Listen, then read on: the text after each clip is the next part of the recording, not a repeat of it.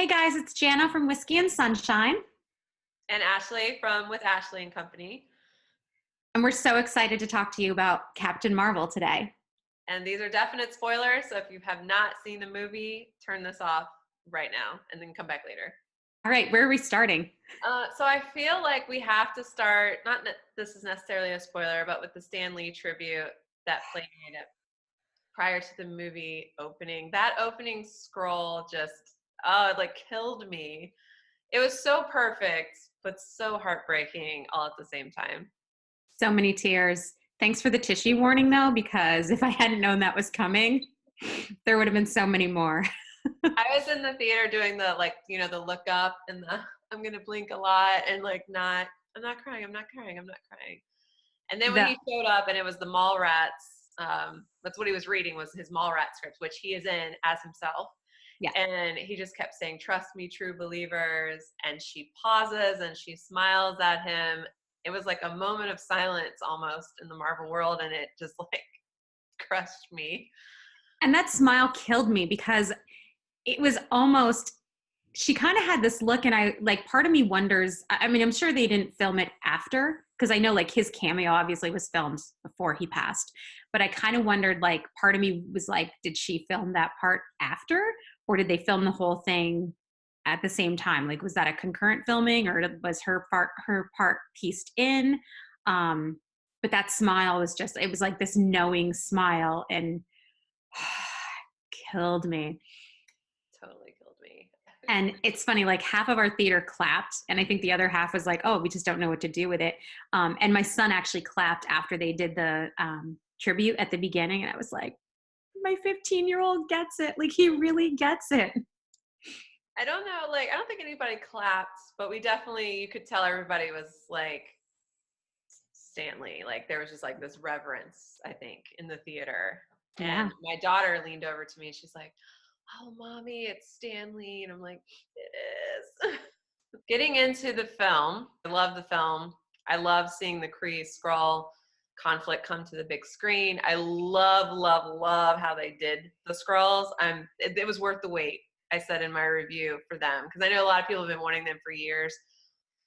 It was worth it because it was so perfect. And if you had told me prior to the movie I'd come out being Team Talos, I would have been like, psh, no, I'm not going to like Talos. I freaking loved Talos, man. He was so good.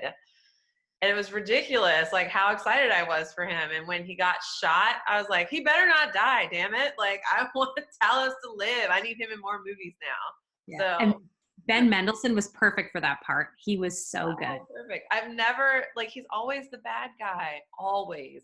And he never has his real accent. So I think it's just a combination of this part was so good for him. Oh, that's perfect. I loved it. Yeah. The 90s child in me, like those were my years, right? So all of the 90s callbacks, that to me was just the icing on the cake for this movie. I mean, obviously, like, she's such a powerful force, and the movie overall was such a good message for young girls. Like, I took my 3 daughters and my son to see it for the screening. They all loved it. Like, they're kind of like the Wasp who, like, they were so empowered after the Ant-Man and the Wasp this summer, and all of a sudden they're just like, wait, who? Like, they're all full on Captain Marvel right now. And so I think this was really like just the superhero that we need. And it was so good, like female empowerment. I mean, I think the fact that the movie opens a Friday on International Women's Day should not be like, that's a little fact that shouldn't be missed. And I obviously that's not a, that's not an accident that this is happening. So that's just a huge thing.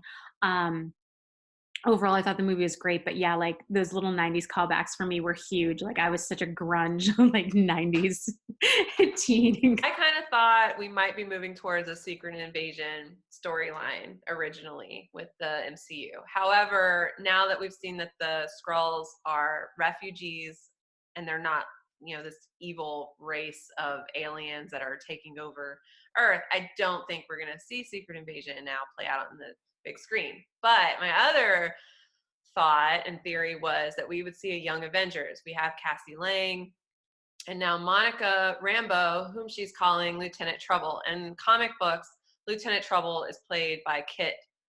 Lieutenant Trouble is Kit Renner, not played by, she hasn't been brought to the screen yet. Kit Renner, and Kit and her mom live with Carol in the Statue of Liberty, and it's like they're best friends and stuff like that. So I could totally see the Young Avengers still happening. I mean, Peyton Reed kind of alluded to that when we talked to him with Ant-Man and the Wasp. It's certainly set up for that. I don't think it's a coincidence she's named Lieutenant Trouble, just like I don't think Cassie is a coincidence, or the mention of the Stark like name when he's like, oh, like my uncle, what is it, Anthony Stark or something he mentions in Infinity War. Oh, yeah. So those aren't coincidences at all. Like Marvel does everything. Everything means it's all connected. It is all connected. So I think that if it's not where they're going now, they could certainly go there in the future. I mean, they've got the players to do so. So that's my theory, guys, that Monica's going to show back up. And it's funny because Maria's call sign is Photon. And in the comics, Monica goes by the name Photon. And she temporarily dons the mantle of Captain Marvel. Fury makes a comment to young Monica when she's like, I'm going to fight bad guys, or she says something to that nature. And he's like, oh, well, you got to get glowing powers like your Auntie Carol. So again, it's on purpose. In the cookie credit, and the stinger, when they do they phase through the different locations, and there was, it was Kenya, and it was Norway, and there was a third one, but the Kenya, I feel like, has to be a Wakanda reference, because Africa, I mean, yeah. In Norway, because the Asgardians are there with Valkyrie. 100%. It was pretty funny when she shows up, though. Who called me? Where's Fury? Oh, God, it was perfect, too. It's just, and Bearded Cap, can we just, like, take a moment to appreciate Bearded Cap? We should always take a moment to appreciate Bearded Cap. I mean, it's just beautiful. Mm-hmm. So, it really is. But no, I really thought like it was a super serious moment of like, I want to find out who's on the other end of that pager. And then she's just like immediately there, like, where's Fury? Yeah. And they're like, who the hell is this? Also, she has an upgraded suit in that scene. She did, you're right. I was too distracted by the beard.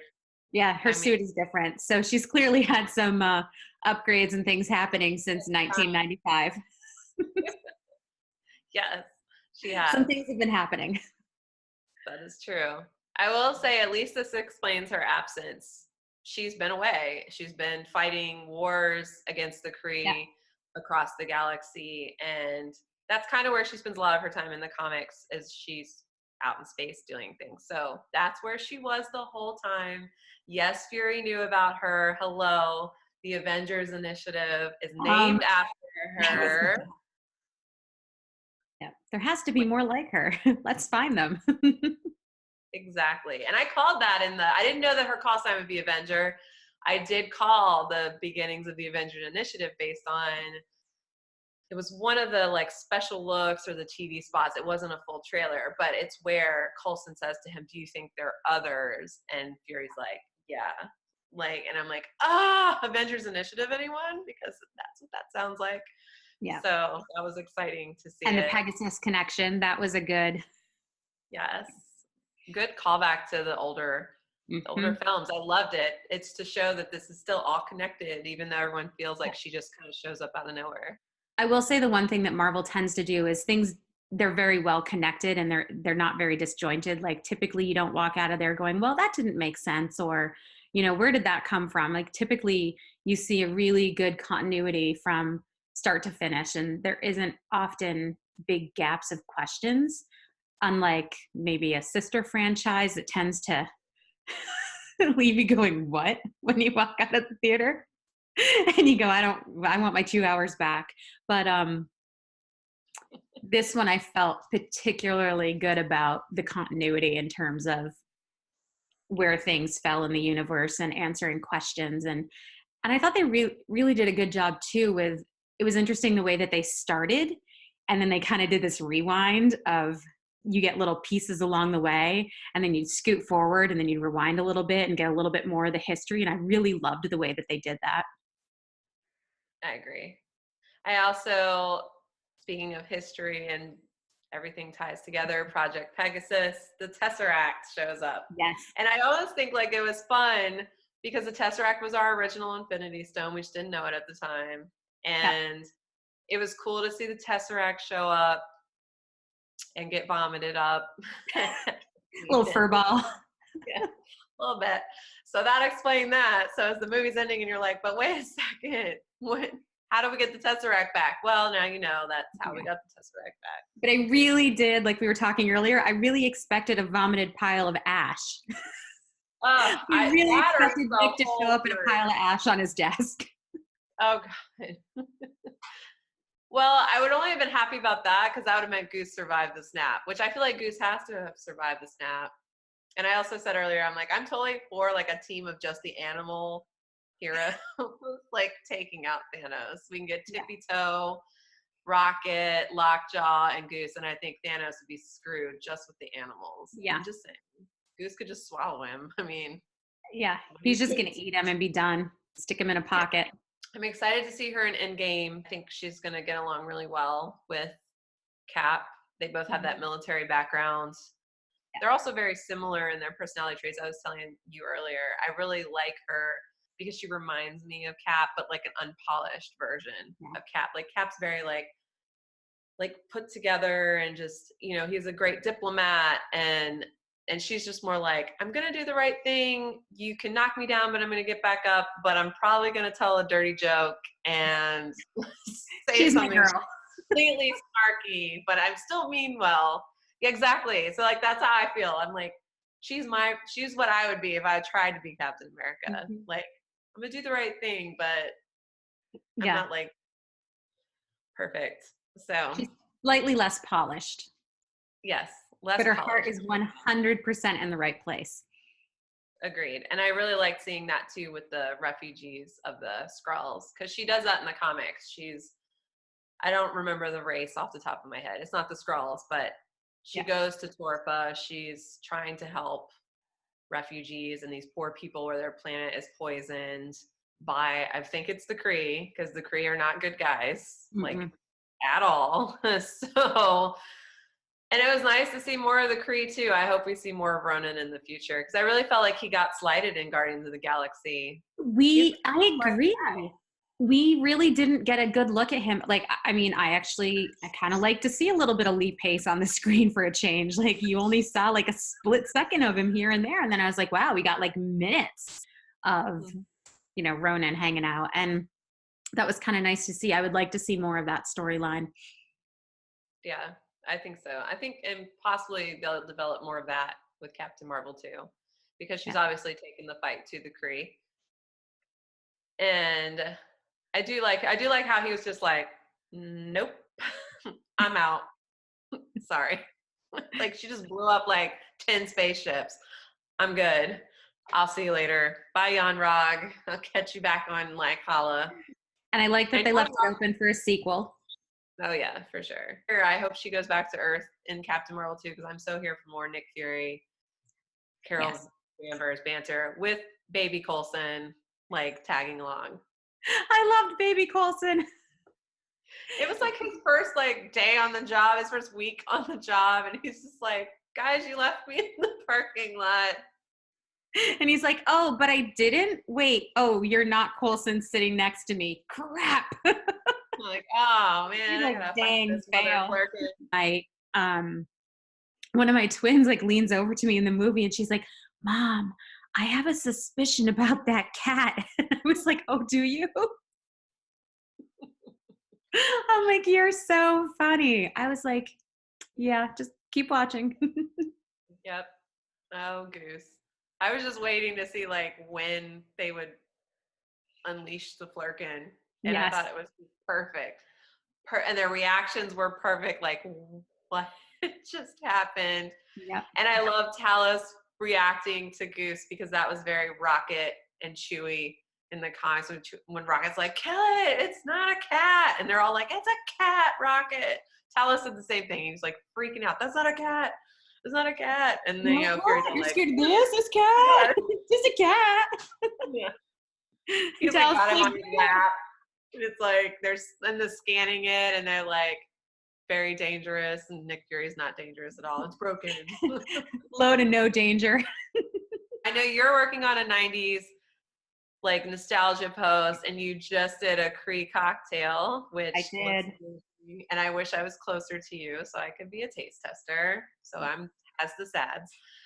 And I'm working on an Easter egg post that will be up really soon, and I will include Jana's 90s one because I got some. I'm sure I missed some. We always miss some, right? Like there's so many that I feel like even when you know so much canon and you sit and you watch the movie 6 times, you still come back and you're like, oh, how did I miss that? It's like you watched it so many times and you still miss them. I'm still seeing stuff in the other movies that I've watched a gajillion times, and I'm like, oh. Yeah. And then once they've made more, it's like, okay, then you can go back and see where the originals, where they already had it and where it tied in. So. I also have a set visit post from my set visit to Captain Marvel. So that's exciting. I'm a little jealous because you got to pet a Flurkin. I did get to pet a Flurkin. I got to take a picture with Brie Larson and Samuel L. Jackson and talk to the directors too. So that was kind of fun. Well, I did also get to hold a Tesseract, and that was kind of cool. Although it didn't glow blue, which was really weird. I must not have the magical powers to make that happen. It was strange. Yeah. Or it just, there might have been some evil around and it didn't want to attract any attention. It's true. That is possible. It's very possible. The same. Did you see my shirt? I do. I like it. I've got my Ladies of Marvel on, so she's right here in her Miss Marvel form. Because yesterday I did a video with a friend of mine, Patty, our friend Patty, and we didn't talk spoilers though, but we saw the movie together, and I had on my Captain Marvel shirt. So I'm like, well, if people see that video, then they see this video, they'll be like, she doesn't bake. So I thought I should change shirts at least. And I do have deodorant on, so we're good. Perfect.